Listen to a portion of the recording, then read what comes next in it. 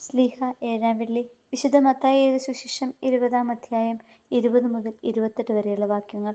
വിശുദ്ധ യാക്കോബ് ശ്ലീഹ എഴുതിയിരുന്ന ദൈവമായിരുന്നിട്ടും ആ സമാനത നിലനിർത്തേണ്ട കാര്യമായി പരിഗണിക്കാതെ ദാസരിൽ ദാസനായി അവതരിച്ചവൻ താൻ അനുഭവിക്കാനിരിക്കുന്ന പീഡാസഹനത്തെക്കുറിച്ച് മുൻകൂട്ടി പറയുമ്പോൾ തങ്ങൾക്ക് ലഭിക്കേണ്ട സ്ഥാനമാനങ്ങളെക്കുറിച്ചാണ് യാക്കോബിന്റെയും യോഹന്നാന്റെയും അമ്മ ചിന്തിക്കുന്നത്. അമ്മമാർ എപ്പോഴും തങ്ങളുടെ മക്കൾ ഉന്നത സ്ഥാനീയരാകണമെന്ന് ആഗ്രഹിക്കുന്നത് സ്വാഭാവികം. പക്ഷേ അത് ദൈവഹിതമാണോ എന്ന് അവർ ചിന്തിക്കാറില്ല. അവൻ പ്രവചിച്ച പീഡാനുഭവം നേരിട്ട് കണ്ട അവന്റെ അമ്മയുടെ ദുഃഖം അസഹനീയമായിരുന്നെങ്കിലും അത് ദൈവേഷ്ടമായിരുന്നുവെന്ന് തിരിച്ചറിഞ്ഞതിനാലാണ് അത് സഹിക്കുവാൻ അവൾക്ക് കഴിഞ്ഞത്.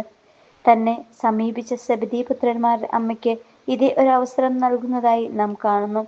താൻ കുടിക്കാൻ പോകുന്ന പാനപാത്രം കുടിക്കുവാൻ നിങ്ങൾക്ക് കഴിയുമോ എന്ന ചോദ്യത്തിൽ അവന്റെ പീഡാനുഭവത്തിൽ പങ്കാളിയാകുവാൻ കഴിയുമോ എന്ന ചോദ്യമാണ് അടങ്ങിയിരിക്കുന്നത്. അധികാരം എന്നത് മറ്റുള്ളവരെ കാലുവാരി നേടിയെടുക്കാനുള്ളതല്ല, മറിച്ച് മറ്റുള്ളവരുടെ കാൽ കഴുകി ശുശ്രൂഷിക്കാനുള്ളതാണ്.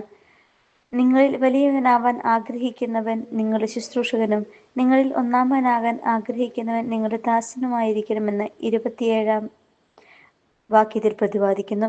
മനുഷ്യന്റെ പാപം മുഴുവൻ ചുമലിലേറ്റി കുരിശിൽ സ്വയം ബലിയർപ്പിച്ച് നമുക്കായി അവൻ ദൈവപുത്ര സ്ഥാനം നേടിത്തന്നു.